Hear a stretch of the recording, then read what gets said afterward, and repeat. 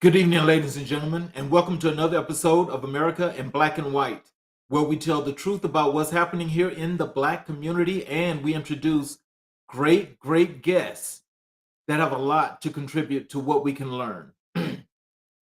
Tonight, we have a special guest, Mr. Thomas Barnett.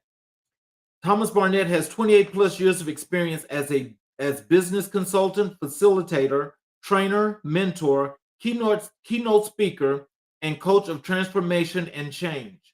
His mission is to transform the thoughts and behaviors and ultimately the lives of those seeking to enhance their abilities in their professional or personal endeavors.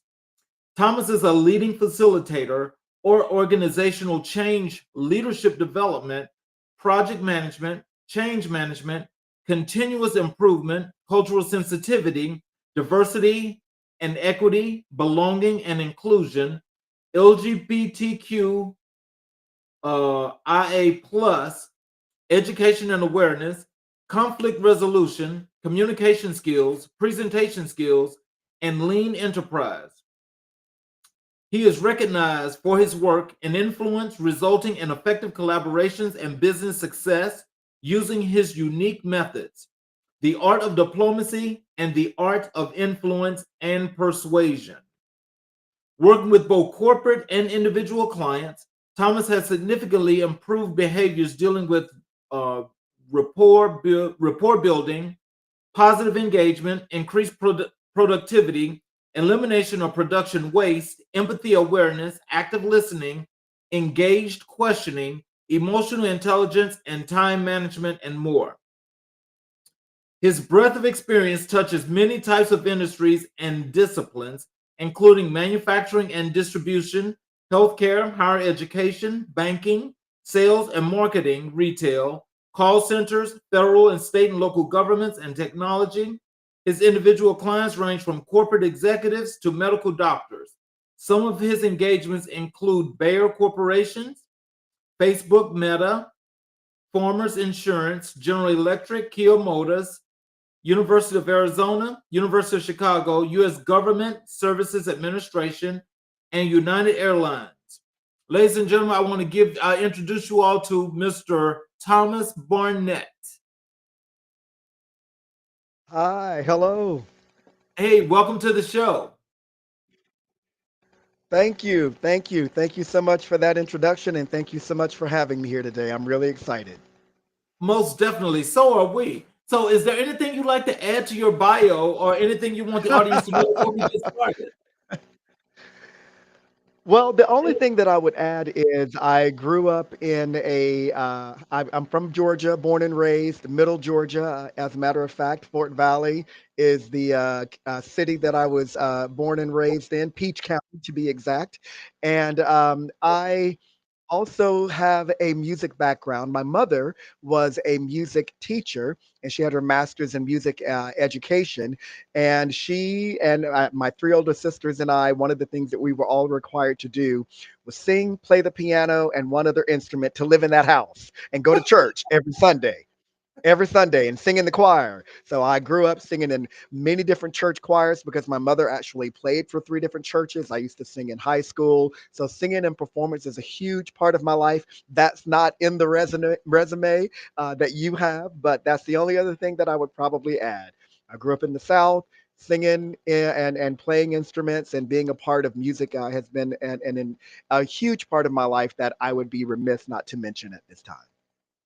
Well, I mean, that only goes to the family feelings of what your bio actually reads, because it shows and it demonstrates the closeness or the close knitness that you have in Yes. connecting with people. Absolutely. And a lot of that is something that came from my mother, who was, for all practical purposes, wasn't supposed to be the person that she ended up turning out to be growing up poor, black, on a farm in middle Georgia. My mother was actually born in 1928. So, yeah, she was 91 when she passed in 2020. So she lived a long, full life. But one day we had a conversation around how did you end up getting a master's degree, teaching, playing the piano for three different churches. And she said, well, that wasn't supposed to be the life that I had. And it was, through the grace of God and a lot of other people who saw something in Susie Pearl, that was her name, and said, you need to go to college, and there's more that you can do. And she ended up going to Fort Valley State. She graduated, and then she got married after graduation, which was also unheard of at that time. She didn't have my oldest sister until she was about 26 years old, and she was 39 when she had me. So she was different, and came up in the church and came up at a very different time. And I was able to reap the benefits of all of those things that she had as a blessing that may not have looked like a blessing all the time, but they turned out to be blessings, and that's what she gave to my sisters and I. Well, I want to thank you for bringing that blessing to me and my guests, because I can see that this is going to be a really great show of learning experiences to learn from. Thank you. I'm excited. So, can you tell us, as a business coach, what strategies do you find most effective in helping organizations achieve their goals? Well, the most important thing that I would say for any business is understanding what their mission and their vision and their values are. I think a lot of businesses create these statements. They have an idea, but when it comes to the everyday of running a business, they forget to incorporate their vision statement, their mission statement, and their values into the way that they're operating, both with their potential clients, but most importantly with the people that are working with them. I say working with them, not working for them. So anyone that is working within an organization, everything that you do should be a part of your values and what it is that you know that this could be the expanded vision of a company. So my biggest strategy is really getting them to understand what the words mean and how to take those words and put them into action. So that's the most important thing. Is a lot of times they don't realize that they have everything that they need, they just don't know how to put it together. And when Mm, businesses often grow too fast, they're not remembering those aspects as they're just trying to keep up with what's in front of them. And those aspects can get lost, especially when it comes to the asset of people. So I try to really focus on what they have and then bring tools to them to help them align their mission, their vision, and their values uh, into their everyday work. So getting them to remember who they are, which is really no different than a person when you think about it, because we're all people. And right. so that's the first strategy is, well, who are you? Who do you say you are? And now how do we get you to be that? It's three different lenses: how you see yourself as an organization, how you see yourself in the marketplace, and then how does the marketplace see you? So I try to close that gap with any business that I'm working So, how do you find these clients, or how do they find you? with. Isn't that the $1 million question everybody wants to know? It's so many different ways. I've been, as you mentioned, my background is actually in industrial engineering. So I had the pleasure and privilege of working with an industrial distribution company for 12 years right out of college when I graduated from Georgia Tech. Because of that, I was in a management training program, and it gave me an opportunity really early on to understand overall business, not just one aspect of business. So I didn't just work in industrial engineering.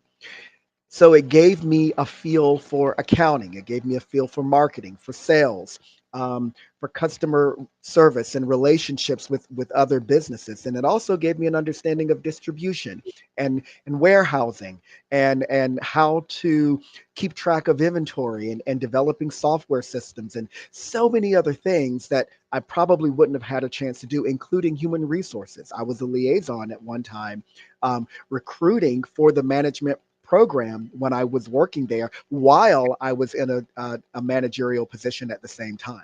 So having my abilities expanded, gave me an understanding of what businesses really need in order to succeed, especially when you have multiple locations, which we did.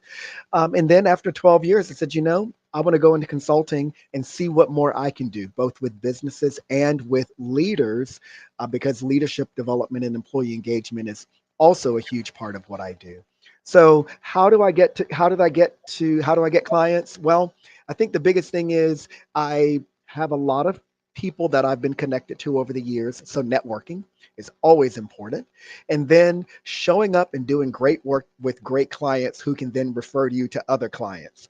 That's probably the biggest thing that I have leaned into is when I have something, lean into doing my absolute best on that project and then letting that speak for itself, getting referrals, getting testimonials of the work that you do, and then sharing that in your social media platforms so that people can see what you bring to the table. And the game has changed a lot. We have so much more access with social media, with LinkedIn and other sites that are like LinkedIn that are really intentionally trying to give you visibility, both as a larger corporation and as an independent. So it's really a great way for you to leverage that visibility so that people can see what you bring to the table. Oh, could you share a specific success story where your coaching had a significant impact on a company's performance? Yes. One, I will say that one instance in particular, really it had to do with coaching. It started this way.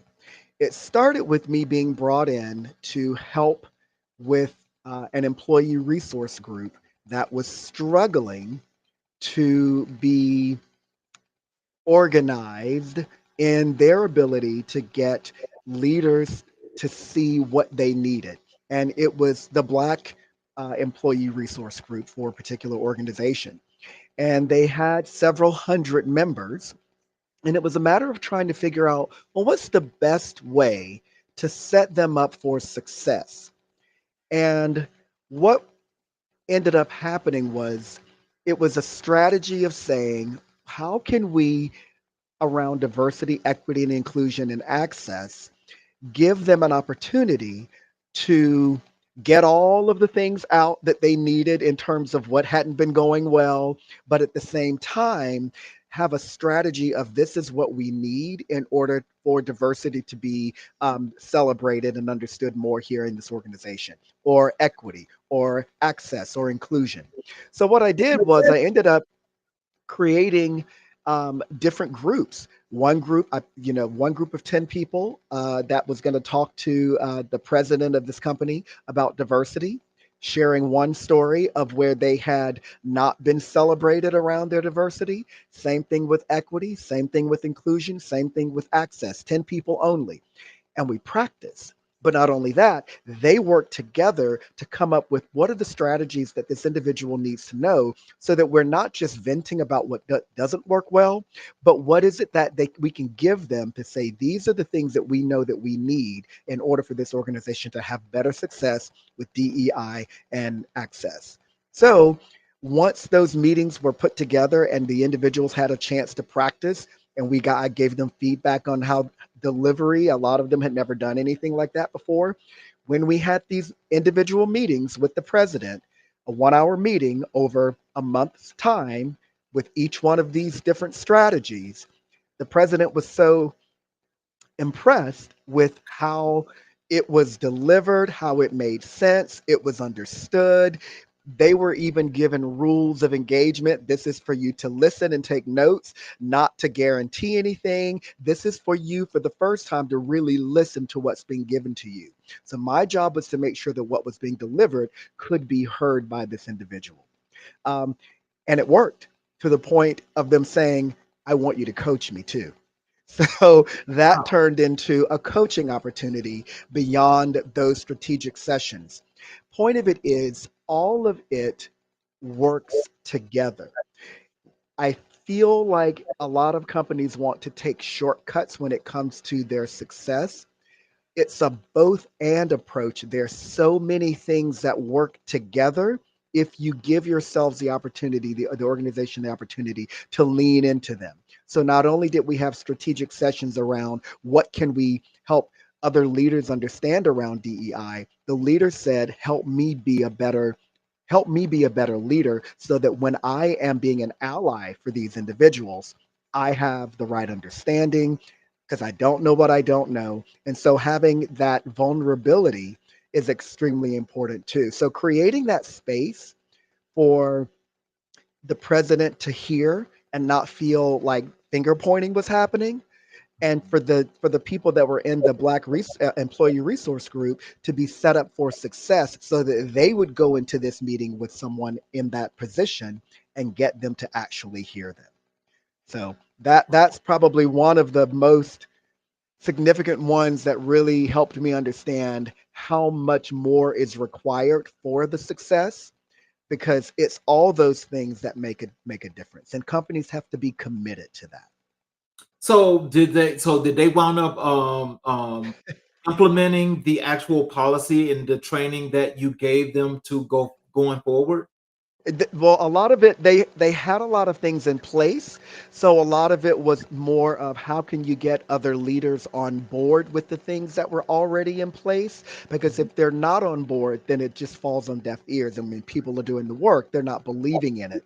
So a lot of it was to help with conversations with other leaders to to be on board with the things that were already in place, and Okay. because they already had a lot of great things. And that's where I go back to, sometimes companies don't know what they already have, and if something has not, they have to be patient, especially in the DEI realm. Anything really. I mean, if you're working on a project and it has a deadline, that's very different. But when it comes to culture change, when it comes to making something um, a part of the everyday, that's never ending. And it takes time to get it to a place where you actually start seeing the benefit of it. Oh wow. See, I think this is where, when companies do they reach out to learn something different and they really want to make that change. I think the things that you just described um would help to say that this company should, if over a period of time, should be a whole lot more successful than what they were already. Because if you're able to add the diversity in culture, you know, and it's real and it's authentic, then that's really going to make that company flourish. It And is. these, And these are skills we talk about. yes. And sustainability is such a huge part of it when it comes to that flourishing, that ability for them to be authentic, instead of it being something that feels like no one everyone isn't on board. And I'll say this, when it comes to anything, you have to have everyone on board. Any kind of vision, any if you have a vision and then you have alignment and then you have the execution of that vision, it all has to be, there has to be a buy-in for it, and it has to come from that place of, this is going to help the organization be better, it's going to help individuals be better, it's going to make people get to there's a word I use, thriving. You said flourish, thriving, same thing. That's what we're talking about, and we want to Right. do that in our everyday lives, and we want to do that at work. We don't want to go to work and be miserable. So how do we create an environment where people can thrive, where they can flourish? That's where companies actually get people to not only do their best work, but to show up excited and create an atmosphere where thriving is, you can feel it, you can tell it when you walk into the building. And I've Mhm. walked into places before where I could feel that excitement from everyone. It's not everybody is happy go lucky, but you could feel that everybody was happy or content or in a good place with their work. I've walked into places where you could feel it. It wasn't that. Looked miserable and it felt heavy. And Oh, all of that is real. It's very real. And so in today's world, especially with the younger generation and how they are moving into the workforce and they're going to become the leaders, we have to understand that their needs are different, and how they look at respect and dignity is much more independent and stronger within that independence, because we've taught them to be that way. So now we've got to match that. mhm. What roles does mentorship play in fostering professional growth, especially within the community? So mentoring is extremely important, I think, in everything that we do. I was just talking to a friend of mine about moving forward in they're moving into a different industry, and they were looking, they were trying to figure out how they were going to do it. They knew what they wanted to do, but all of the ins and outs they didn't understand about it. And I believe that mentors are extremely important for any person who is within an organization wanting to be visible or wanting to understand how to succeed, or someone wanting to start their own business. You need a mentor. The path has already been created. You can create your own identity within it and do some things different for you, but you don't have to reinvent the wheel. And mentors really help you to find that understanding, find your be accountable. They are great at accountability, but they're also great at being able to give you insight into something that may be new for you. And so in the workplace, I think mentorship is completely underrated, and sometimes it's misunderstood, and people are put with people as mentors where maybe they are not the right fit for one another. And unfortunately, sometimes that gives people a bitter taste around mentorship because they weren't with the right person, or the person didn't understand the role of mentorship. So, how do you approach diversity, equity, and inclusion in your coaching and training sessions? Well, that's a broad question. I will say this: we're all diverse. We all Equity is something that is not always um, understood, but just understanding that we're all unique. Everybody has a unique quality. DEI is race, gender, ethnicity, sexual orientation, religion, but it's also thinking, the way you communicate. It is a neurodiversity. Some people have um, the way that they understand the context of things when they're reading or talking is different. So it's so much more complex than a lot of the other aspects that we've talked about for so long, only because those are the ones where we have more of an underrepresentation, where it stands out. But it can be so much more nuanced than that. So what I say is everybody's unique. Everybody has a unique perspective. So it's about, are we getting all the information or not? Do we think we know everything? And if we do, then we're missing something. So I approach it by saying, what's your unique aspect? Who are you? What do you bring to the table that you know is different than everybody else? And what are we agreeing on, and what are we disagreeing on? And figuring all of that out is a part of DEI. So it's so much more complex. Again, broad question, but it depends on the context of how I'm working and who I'm working with. Okay. And what advice would you give to aspiring facilitators who want to create positive change within organizations? Well, I would say to a facilitator, mainly facilitate what is important to you.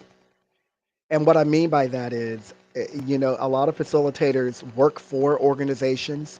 You can create positive, well, I'll say this: some facilitators are contract, some facilitators work within organizations, and some of those organizations have both facilitators that are, employees, and facilitators that are contractors.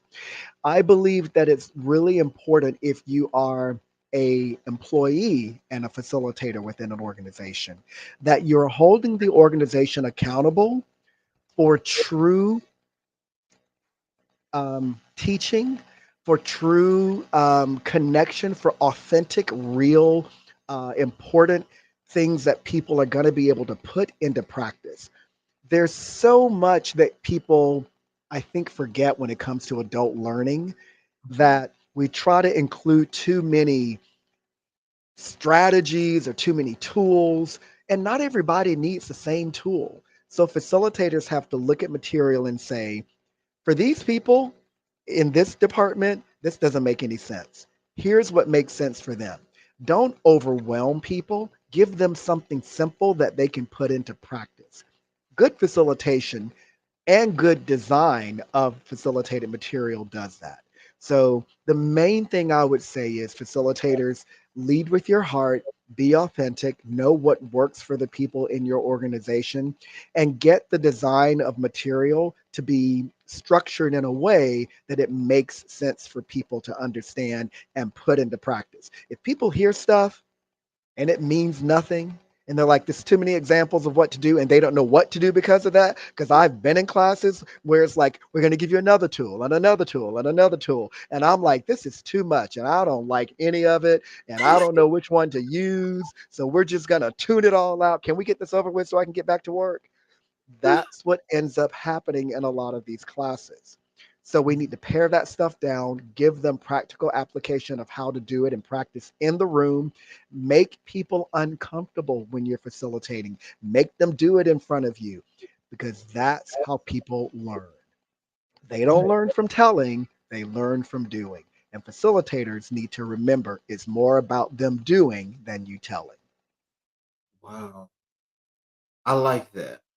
I like. I gotta have a follow for that though, because that kind of like goes back to as you explain that I mean perfectly explained, and I want to like intertwine that with the explanation though of the DEI. Like Mhm. when you're actually facilitating training, whatever you have to do when it comes to that. Have you found it to be difficult in most cultures in a lot of these businesses that you work with, where there's not a lot of equity and inclusion? Yeah, absolutely. It's extremely difficult. And even today, we've been through a lot with affirmative action being struck down for colleges and for public universities. And so in some states, you can't even teach DEI if to universities. Texas is actually the one where you can't. And so it's one of those things where it has been um, sometimes it's easy when they get that it's not one thing. I think the issue is people think DEI is either a champion for some and exclusion of the others, and that's not the Mm, case. And oh, so it could be taught from that perspective, or even approached from that perspective, or even have a tone of that when that's not even how the material is written. But a facilitator who has dealt with negative emotion around their own identity, who is like, oh, I got to get these people today, if they go in with that attitude, they're going to alienate people that can actually become champions if they understood it includes them too. Because mhm. we're never going to be able to move the needle of DEI by not getting people on board who are on the fence or who don't understand it, but we can help them understand. That's where I've been able to go in and have opposition and change their mind before the class is over with. Because if I go into a situation where I know they've been struggling, my job is to create that space for them to understand you've misunderstood something, so I'm going to clear it up. Here's the truth of it, and here's how you can be a champion, a sponsor, a supporter, and be included in the process. So, yes, I have faced it. It's not always easy. Sometimes I've had people that are deterrents in the classroom, and you have to handle them, but handle them with respect and maintain your dignity, as my mother always said. So when you do that, because some people will make you feel like you want to jump out of your dignity, and you have to remember this is about your dignity and your respect. So stay in that place of dignity while you're being respectful back to them, because the one thing you don't want to do is pull other people out of that sense of understanding and learning because you've got one person who is acting up in a class. And I've definitely had that before. Oh wow. Yeah, it happens. It happens. At the end of the day, diversity, equity, and inclusion does not have the word exclusion. So you can't create inclusion with the exclusion of some. It doesn't work. So that means we have to find a way to have conversations that allow people to be able to hear perspectives and understand them rather than negating them. I call it both and or yes and because two things can be true at the same time because you and I grew up in two different houses. We grew up in two different cities. We didn't have the same exact life. We have a lot of things in common, but you may say something that I may have a completely different perspective on. And so if I say but instead of yes and give you my perspective, you felt like I negated what you just said. Unfortunately, most conversations are had that way around DEI and a lot of things, but especially DEI. So I'm trying to help people have a different conversation when they are talking about perspectives that are different from their own. Okay. Well, that that definitely makes a lot of sense, and I appreciate that because that clears up a lot because I had a guest, maybe about a month ago that was actually breaking down DEI, and you and him are pretty much on the same plane with that. And it was like there's a lot of things that I think for the typical average individual that don't know DEI exists or know what it is, to hear that and then to learn, helps you to move forward with, maybe as you say, the forward thinking as to how to move and shake in situations. Because a lot of times a lot of us just don't know. That is true. And unless you've been in that situation and had that experience, the first time it happens can be very jarring. And we are fight, flight, or freeze individuals. That amygdala is there for a reason. It's kept us alive as human beings. And so when you're faced with something where you feel like it's a threat, you're going to feel it. And being able to step back, pause, take a breath, breathe, realize this is not about you, it's about someone else's opinion or perspective that they've lived and they don't understand. There's a word that I think a lot of us probably don't necessarily always get exactly right. The word is empathy. And I say that because, what definition do we often hear of empathy? The ability to walk in somebody else's shoes. Well, what if their shoes don't fit? What if what if they're the wrong size?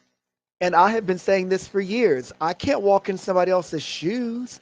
I mean, I don't know what it's like to be a black female, a white female. I don't know what it's like to be Asian. I don't know what it's like. Now, we may have some similar shared experiences, but there most of it is I'm not in their skin. So I can't walk in their shoes. So what we're talking about are feelings and emotions. So when we have people where their perspective is different and they have a feeling around it, can we identify with the feeling? If we can identify with the feeling, then that's where we start building the bridge of understanding, even if we didn't share that experience before, that perspective, or even if we had the same one and we have a different feeling. So then we can have dialogue around the feelings. And I think that's where we actually have to start building more of an understanding when it comes to DEI in and of itself is the empathy part of it for all of us is what did you experience? What did you feel?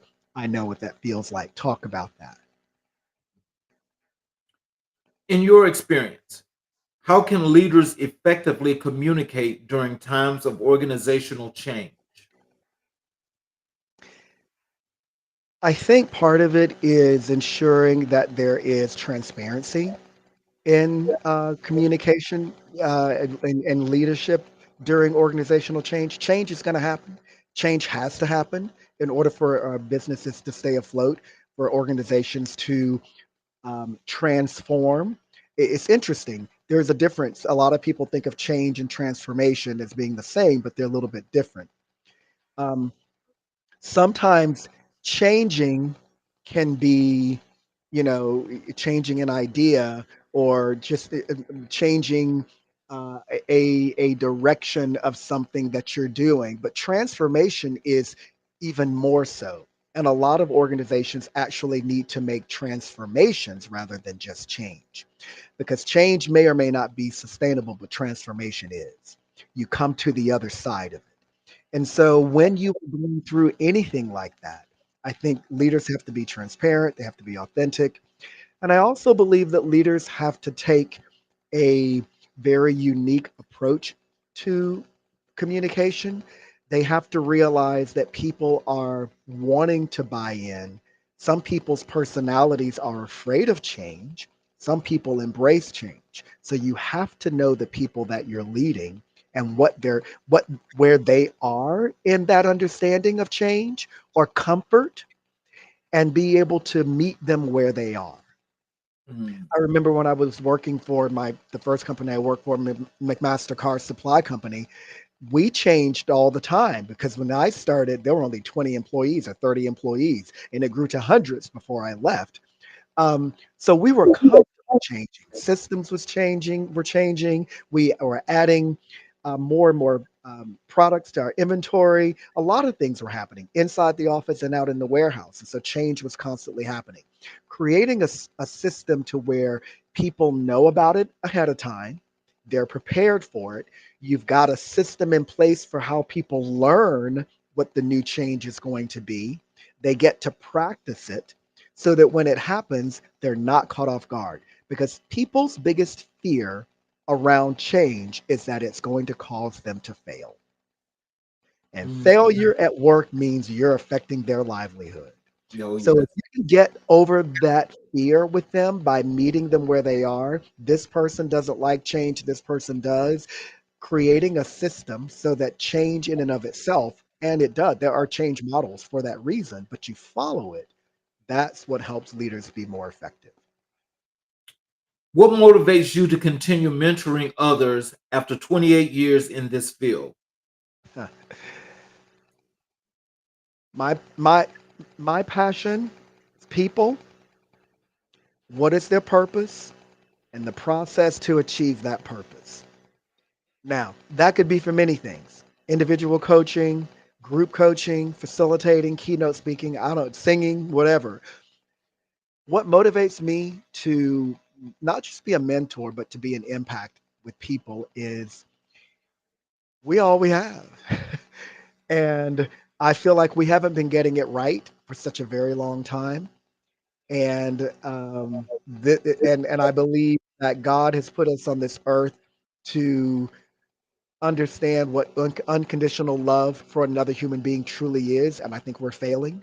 And so my the one thing I'm trying to do the most is to close that gap with people, getting them to be comfortable with who they are, being one with their own spirit, and then allowing that to be how they put themselves out into the world. Because if you connect to yourself, then you can connect to other people.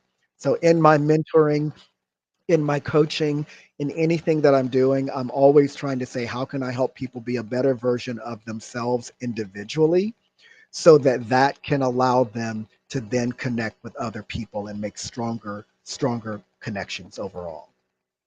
Wow. You know, I gotta tell you, you are definitely an impactful person. Don't ever let anybody tell you anything. You're really impactful because I mean, a lot of this is more than just logic. It's the way I look at it. It's more than just logic, but it's like, you know, when you want to be better and you want to treat people the way you want to be treated, these are some of the things that actually, you know, I think go back to when you say when you was a kid, how you was raised.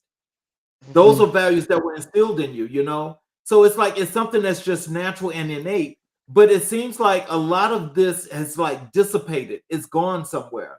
Why do you think that's so? Well, I think a lot of it, well, there's so many different reasons. Social media, number one, reality television.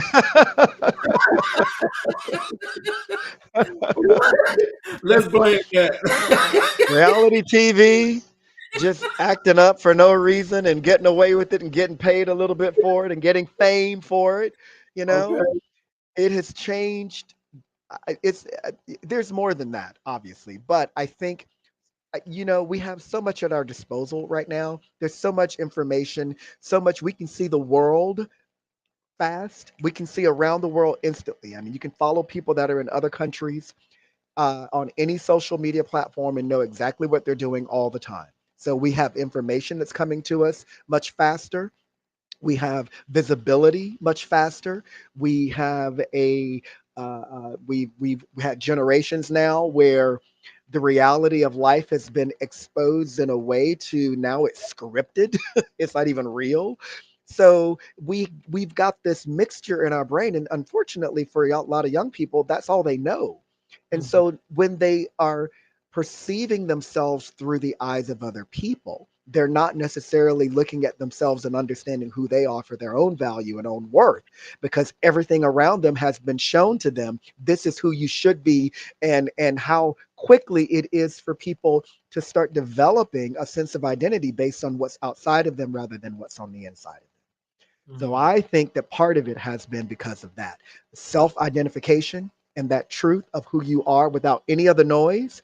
We're not developing that for mhm, people. And for us that are older, we start to fall into that trap. We're not the same. We're different too. And patience to be a better version of yourself. You said know better so you can do better. And when you do better, you will be better. But unfortunately, we're not seeing that. We're not mhm, knowing better. mhm, So that's where I think a lot of it has to do with people really getting into the essence of who they are, unifying people to themselves first, which then gives them the respect for themselves and dignity so they can hold that for other people too. mhm. So, how do you address unconscious bias in your coaching and training programs? Well, the main thing about that is we all have them. If you're alive in this world and you've been living, you have unconscious biases. Some of them may be unconscious, some of them may be conscious. We have biases. So Mhm. I say drive around in Atlanta traffic, you will uncover some of your unconscious biases. They will come out.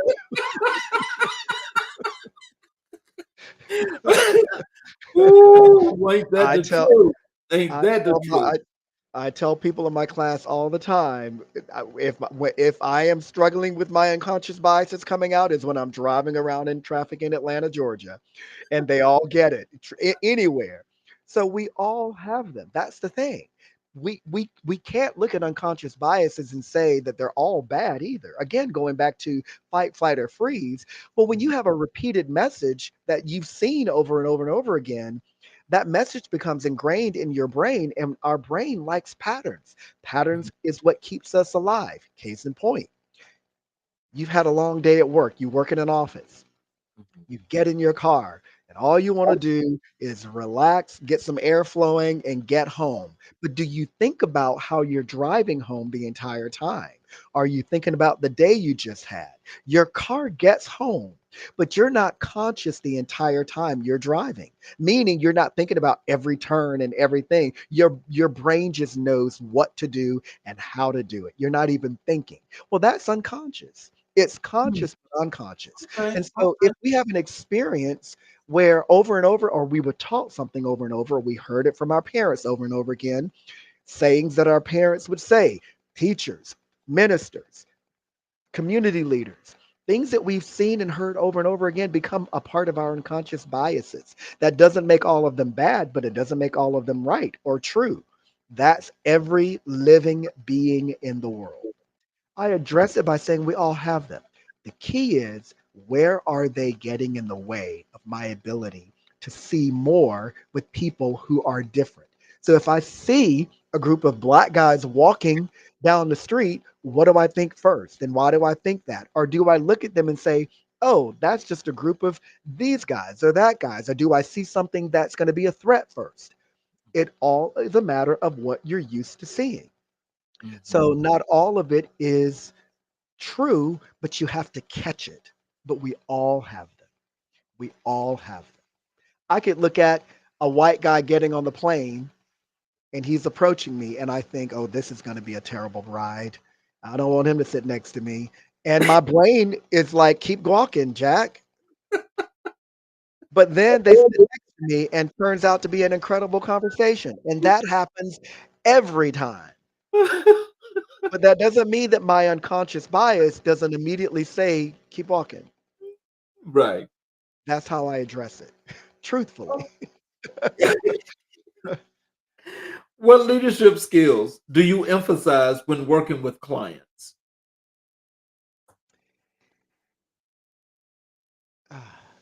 Again, a broad question. I think here's where I go to the individual. There's so many there's so many things that people are that you need to be good at as a leader. But the difference is not every person is the same. I really like to have people take personality assessment, profile assessments, specifically DISC, because I really like how, for leaders especially, it shows them what is their tendency, both in their natural state and when they're under stress. So for me, the leadership skills depend on where you're lacking. Because if I'm trying to teach you how to be a better leader or give you tools, if I'm just repeating what you already are good at, that doesn't do you any good. So it depends on the individual. Where are their gaps? I just had a coaching session today where the leader took a disc profile and they saw where they had gaps, and all they could do was laugh because they kept saying, "Oh my gosh, this is so true. I am." They're very fast paced. They don't like details. And now they were starting to understand why they have conflict with some of their other team members, because some of their team members like to go slow and this individual likes to go fast. They never understood that before. So it was closing the gap of what they thought in their mind. I'm going to go back to three things: how you see yourself, how you see other people, and how other people see you. As a leader, you have to have that full circle in order to be a great leader. But you have to know what you're great at, what you're not great at, and then start closing that gap. Then you need to know, well, how is your team? What are the people like on your team? What do they need? Meet them with what they need, not with what I want to give them. A great leader understands each person is different. So I give the leaders as a coach what they need in order to meet their team's needs. Okay. Could you share an example of a successful continuous improvement initiative you've led? Yes, you're asking all these questions are so different from each other. That's interesting. Um, continuous improvement in a lot of ways, it's a manufacturing term. Kaizen is the actual Kaizen. Kai means to break apart, Zen means to make better. Like if you think about the Buddhist, um, you think about people being Zen. Zen is to make it better. Kai in Japanese actually means to break it apart. So continuous improvement is looking at anything that isn't working and breaking it apart, looking at where you have the issues, and then rebuilding something that's even better. Or it's taking what you have and making improvement to it. Either way, because sometimes things are good, it's just that one piece of it may not be working effectively, or you're not implementing something right in order to do that. In a manufacturing environment, you're always making continuous improvement. So you're looking at how people are working, you're looking at the flow of the work, and you're saying how can, and sometimes they're just projects that we're working on to make a process better. So that happens all the time. So from that perspective, it's always happening. And in fact, that's part of why the Japanese have been the leaders in the automotive industry for so long, is because they were the first ones to put continuous improvement into their processes and into their way of managing their processes. It was something created by an American, and the top three automotive industries back in the 70s were like, "That's too much. We don't want to do all that." And this individual went to Japan with it, with Toyota, and then they implemented it. So continuous improvement is really around that idea of how can we continue to be a better version of what we've been doing in our operation. But I'm going to give you continuous improvement from individual. I've worked with several people as a coach who, over the period of years, were learning how to be better speakers, to interview in front of people that could give them $100,000 just by talking, or $50,000.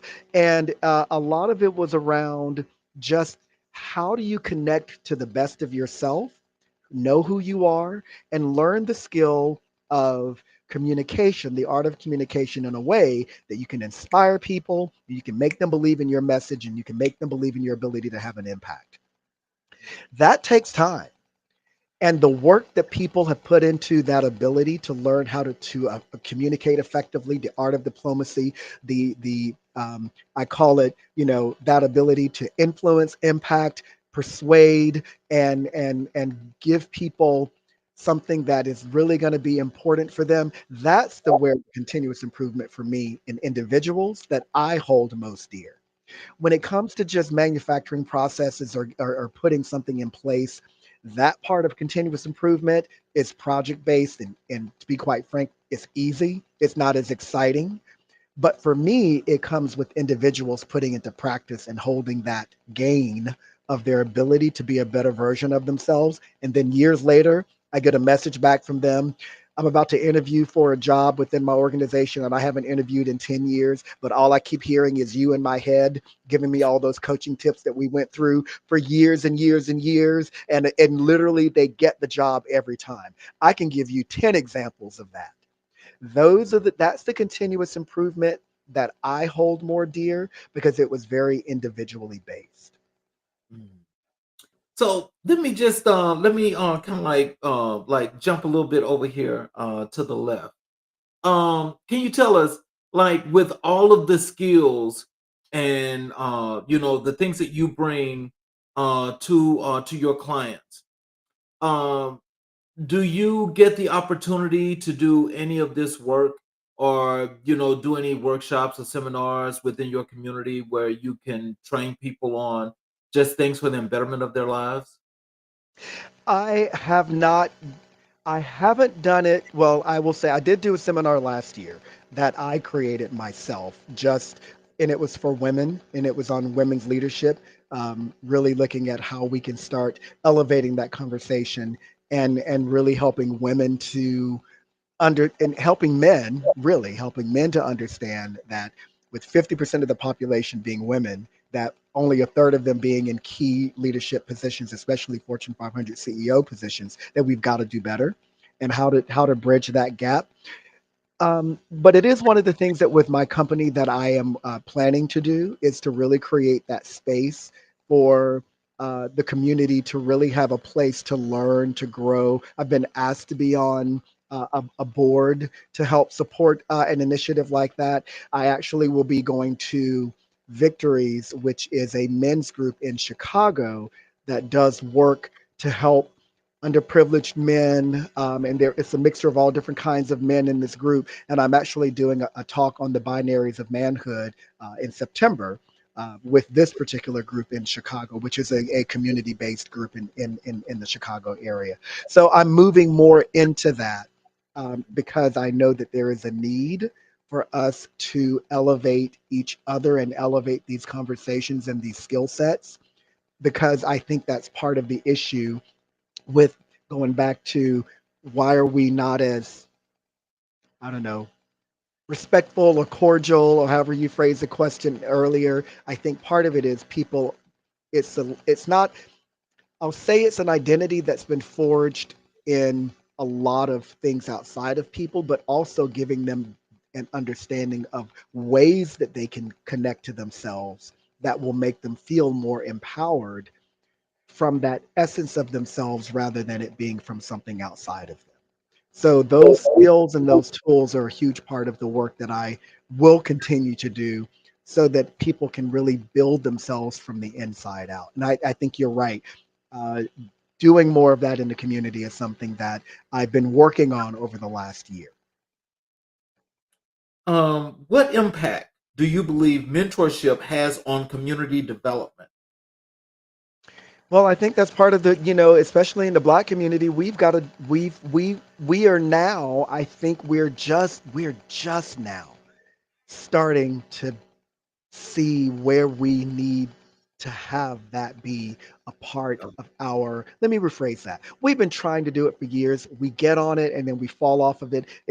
We don't sustain it. Community centers falter, and that happens I mean, that happens. But I think we're seeing that as a community, there are There's power in our ability to sustain one another that we've not been allowed or understood the power of. When you look at other races that are doing very well within their own communities or supporting their communities, I just saw something the other day where the dollar in the black community only circulates for like 3 days. Where is it 1 day? Is it 1 day? Is it 1 day? 1 day? And in Yes, others, it's like 5 and 15 6 days or times. 28 days, like Yeah. so much longer, so much longer. Okay. So we've got to change that. We've got to change that in order for our communities to really start to see the level of success that we've earned. We've earned it. We've earned it. We just haven't been able to sustain it. We tried and they burned it down in several times in several places. Mhm. So now we've got to do it again. We've got to do it again, but this time I think there's so much more at stake. And I believe we have a better chance now of being able to do it. Yeah, I hope that we can get better with that because we're late to the party. And as you said, I mean, there are an enormous amount of people now that recognize the situation because if we're running away from our communities that are being gentrified and they're not being built up, how are Yeah, we going to go back and put the resources there when it's already taken? yeah, Which means you've lost twice. yeah, exactly. And I think we have to, so what we have to, where I try to close the gap in people's minds is when I think because there's an exhaustion that black people feel in this country. And at the same time, that doesn't mean we still have to do the work. We were pulled apart. We were pulled apart from the idea that we should even do this. We were kept from it. Whereas when other groups were coming here, they were forced in solidarity to kind of stay together. Whereas we were pulled apart intentionally and kept like not necessarily uh, in a place to where we could feel that sense of empowerment as a community. And then when we did do it again, they burned it down. We know that. So that in and of itself sent messages. Don't even try. And so we've had generations of black people where knowing that it wasn't like we didn't try. We just it didn't have the same concerted effort that a lot of other races have. Like when you look at the Asian community, especially in California, but even here. I mean, there are places. You have Chinatown. You have that sense of they are supporting one another strongly, and so we've just never been able to hold it because we kept being pulled away from it. So now that we have this opportunity, I think in this window of time to create it and sustain it, we've got to be thinking about it. Pharrell has been mentioning it. If you've heard him talk about it too, this is something that we've got to do. We've got to do. How do you balance individual coaching needs with organizational goals? Are you speaking of individual coaching within the organization? Like if I coach a CEO and what the organization is looking for? Yes. So that goes back to that example of where I was helping the Black Employee Resource Group and then ended up coaching the president of the organization. I don't want to say the name because I don't want to give Yeah. away We don't the want to. coaching information, but that's exactly in alignment. Here's the interesting thing of that is the coaching of the leadership individually is aligning them with the organizational goals. They don't a lot of them don't know what they don't know. And they don't know that they are not aligned in how they're leading their teams. So actually, one of the things that I love doing is helping coaches. It's interesting. People are not easily vulnerable when they have been in top positions. Admitting they don't know what they don't know in a safe space takes a lot. That's where the coaching gets them to start realizing you're not that great at everything. And how can I help you? How can I help you? Or how can you partner with another person who is in your organization who you two can balance off of each other? and find accountability and safety. It's not very easy for people to admit that they're not great at everything. And coaching gives them that space to feel vulnerable enough to understand it and then work towards it rather than not doing it at all. That directly aligns them to the overall organizational goals. This question, I really wanted this to be my first question because I think Okay. this is the best question in the world. Okay. What inspired you to focus on knowledge management in your work?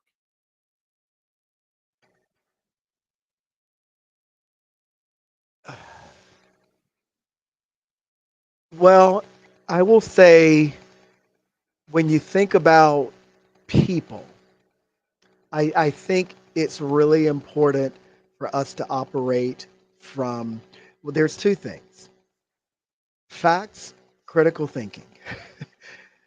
I think that I know that those two things get people aren't given the opportunity to truly understand what critical thinking is, because we can see that in just in our politics, in misinformation, in so much that's being put out that's not true until people think, and then they do the actual real research and they find the truth. And there is or they find the facts, I should say, because I'm going to tell you, there is a difference between truth and facts. You have your truth, I have my truth, but the facts are the facts, and those are undeniable. Yeah. It's like numbers and math. Well, there is a fact in everything, but a truth can be your truth or my truth. Mhm. And that's where we have to have critical thinking to find out the difference between truth and fact.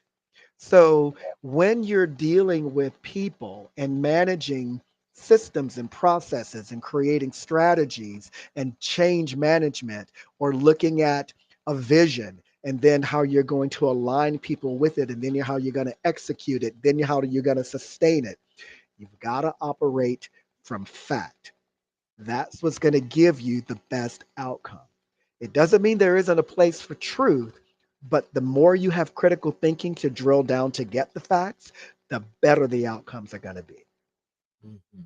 So that's what I believe when it comes to anything that's knowledge based and being able to manage anything, people especially, but processes too. You've got to be able to have those two things. And so that's where my focus comes in. So let me just tell you the premise of that question is because um, you know, uh, you know, it's like just think about, you say you've got the 28 plus years of experience that you have at doing what you do, and what you've done actually is I call it that's like high level stuff. Okay, that's the real deal. And I think just from that perspective, I'm just thinking. So this is where most likely this has to help me is that one, we know now that with society changing like it has, people are susceptible now to believe a lie before they believe the truth. And so we've got mainstream media, we've got social media that's putting out lies and they know it's lies. Hmm. Nobody's being held accountable for that. But Hmm. it's played so many times over and over and over again that for some people, I guess you say when they just worn down about it, it's like, well, this must be the truth. And so I had to catch myself because one time I had to ask somebody was talking about something that was a lie. And I Hmm. wanted to say so bad, how big of a fucking idiot can you be? Why do you think that this is happening like this? Because it's like reverse psychology or reverse something. I don't know what it is. Like being in a bizarro world. Well, yeah. So, and I'll add to what you said, AI is going to make it even more challenging because we won't know what's the truth and what's not the truth. Right now, I saw an ad and I'm listening to this man and I'm looking at his face. I'm like, this is not your face. And I was like, oh, great AI ad. I put it in. I replied. It wasn't even anybody I knew. I was like, but it was so ridiculous. And it was just like, ugh. So that's where critical thinking skills come into play. It really, I'm going to say this: I try to be a glass half full person. I don't want to be doom and gloom, but at the same time, I know, and I say but that time, I know that we're going to have our discernment between what we're seeing and understanding get better, get stronger, because they can take a person's image and create something from that person's image that that person never did. Mhm, So I think that there is going to have to be some accountability with laws in place mhm, for there to be people signing off on their image. And if you break that law, there are repercussions. It's like anything else, intellectual property or anything where you've got your image and you own it, but somebody else is using it. You can sue. You should be able to sue them if it's social media. We haven't created that, but we've got to. We've tried to hold off on it. We're going to move it. We won't have a choice. And so this whole social media printing or having videos with lies, that's going to have to go away. I believe that freedom comes with responsibility. And the freedom of the press does not mean the freedom to print lies. It doesn't give you the freedom to say things that aren't true and to make them up and to sway people with propaganda that is not based on any facts other than somebody sat down and decided they wanted to put this out there into the world. And mhm. so I believe that we have to start holding, you mentioned it earlier, accountability for this misinformation. And especially with AI, I don't see how we're not going to be able to do it because it's so much more advanced. Mhm. And it's going to come down to you. They're already making videos with celebrities. Where they're changing what they do, and yeah, we've seen some. We're gonna leave the names out, but we've seen some where they've changed and out changed the whole interview. It's like that's not what happened, and All you of know what that, I'm talking about. yes, yes, because there was a show I did earlier where there are some people that need to be held accountable, and they know who they are. They Yeah. know who they are. And we just But don't have anything in place for that now. And I believe that for me, that's where I would want to see some kind of regulation come into play. Because I believe that if we don't do it, that's the biggest fear for the younger generation and for anyone who gets exhausted from it all to just believe what they see without thinking anything more of it. And unfortunately, we are also starting to see the foundation of information shifting to the lie or misinformation. So when you Google something and you read about it, it's not correct. I mhm, saw that recently. It was incorrect information. It wasn't exact. mhm. And that is happening because where do you find the truth now? Because it's layered underneath all of this crap. So then this is where, like, let's just say in this situation, like, with some of the main organizations that you deal with, some of the higher up larger organizations that you deal with, and I'm sure that this very same thing is there. I'm sure of it. And so it's like, have you ever had the situation where you had to correct that, or did you just leave that part out of what you do as work? No, I mean people in all kinds of classes, people bring up things. It Mhm. could be a communication one-on-one session. It could be problem-solving tools. It could be making teams work. Why do teams in conflict? Anything where life is involved in people. The ideas around conflict and conflict resolution and conversation. It comes up not just in DEI, but in all of that. Right. Yes, I have. It's one of those things where, fortunately, in the work that I do and a lot of the places where I work and I teach these concepts, critical thinking is an aspect that's brought up early on, and asking the class what is critical thinking and having a definition and having them understand it from more, because some of them don't really have an understanding of it. What I lean into, thank goodness, in a lot of these is okay. You've read something or you've heard something. You've chosen to believe that it's true. You know that when you read things on social media rather than looking them up on Google or any other site, social media is going to give you the rabbit hole. It's designed that way. So if you look for the thing that you're looking for, it's going to show you more of the same thing, whether it's true or not. Where did you get that information? What was your source? What did it say? Now, let's look at how that could might be a different view somewhere else. Did you think about that not being true because it aligned with what you wanted to believe in that moment? Where do you think the opposite of it exists? And they'll say, yeah, probably. Where do you think you're going to find that?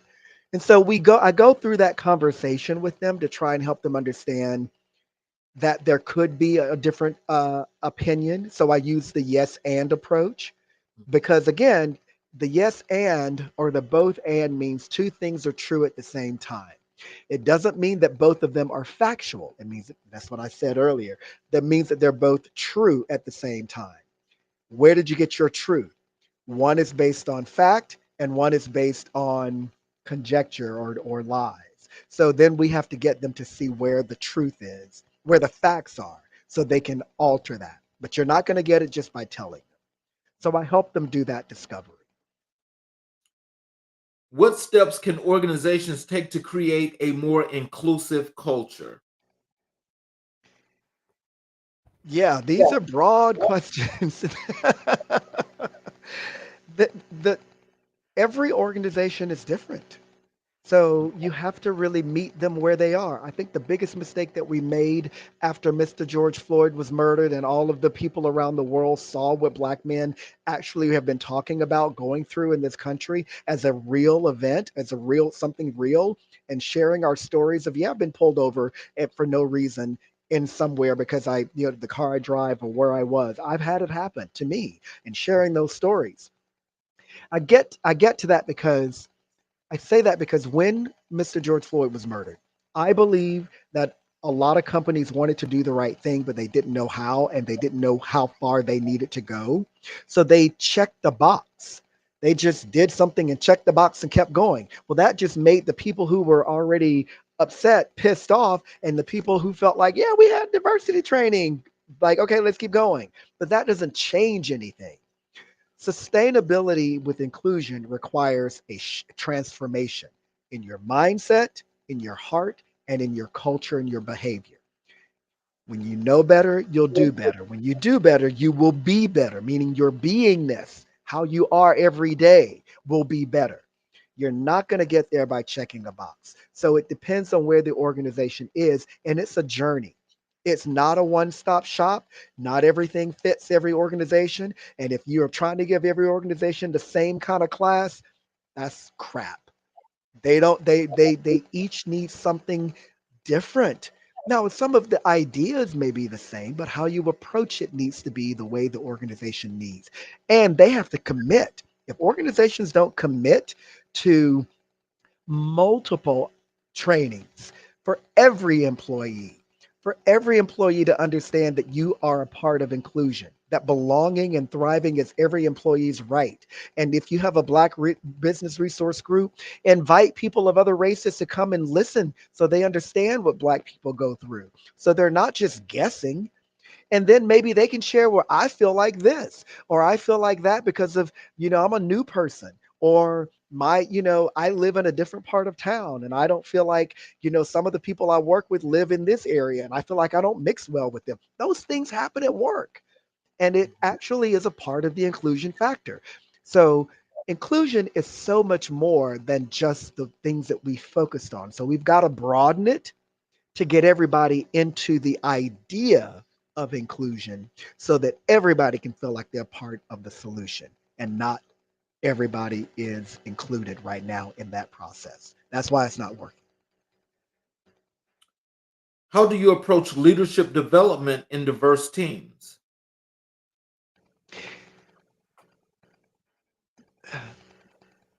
Well, first of all, that's the beauty of diverse teams is being diverse. I think that that's actually where you find your strongest teams is when you have a diverse team is actually the most The best high functioning teams are diverse teams, period. So if you have a diverse team, truly diverse, that's key. As a leader, I go back to then you have to know each individual on the team. You cannot lead a diverse team exactly the same. You've got to know what's the unique quality about Charles, what's the unique quality about Thomas, what's the unique quality about Joseph, what's the unique quality about Mary, what does Mary need, what does Michael need, what does Stephanie need. They're all different. None of them are the same. So if you try to blanket lead people, you will fail. But if you find out what these individuals need, because they're of their unique talent, ability, or the way they process information, the way they learn, the way they hear, the way they communicate, as a leader, you've got to be able to navigate all of that. And that's why you're making the big bucks. So leaders need to be able to meet each team member where they are. Once they do that, then you get the best out of all of them. And that's how you make a diverse team high functioning. What communication strategies do you recommend for effective organizational change management?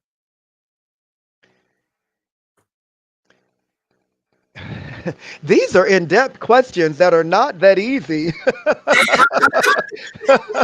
They're not easy questions. These questions are questions that I would be answering after putting a presentation together for a company, depending on what they need. Oh, Communication effectiveness is key, but it's also very unique to what is the organization missing.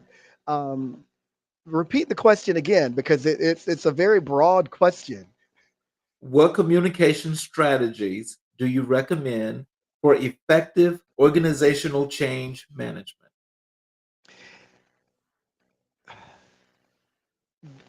A lot of it has to do with where the organization is. I'm not going to give you all my strategies for free. This is where the money comes in.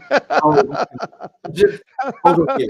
But I will say that when you think about change management and you think about communication, you have to first establish what are the forms of communication that an organization has. Where might they have communication gaps and breakdowns? When you are dealing with change management, you're looking at maybe an audit within the organization, depending on its size, to understand what channels of communication they have. I go back to the telephone game. You can have 10 people sit around the room and pass information, and it's going to change by the time it gets back to you. That's how people think and they process. So you have to understand what is the process and what is or isn't working before you can give them strategies.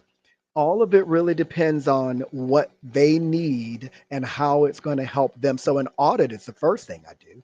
You got to really do an audit and say, where are your communication channels? How are they being used? Who's disseminating this information? Where might there be some, and take a poll of people that are getting the information, meaning, do you feel like you're being given transparency? Is it clear whenever communication is being given to you?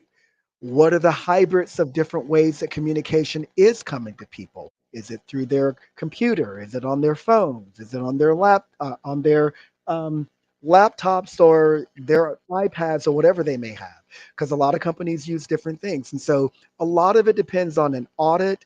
A lot of it depends on taking the pulse or a poll or surveys of individuals, and then looking at where they have their gaps and then creating strategies to help them fill in those gaps or to make change where they think one thing is happening and then what's the reality of what's happening.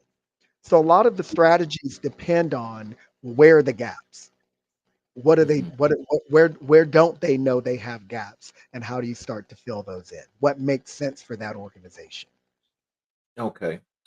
Well, let's this actually what I'm going to do is because I think the rest of these are in-depth questions, and I want to ask you, um, can we have you back on the show?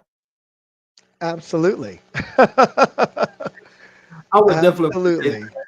And is there As we're going to close, after that question, is there anything you want to leave to our audience that you want them to know, or how some of these organizations may be able to contact you and so forth? Is there anything you want to leave?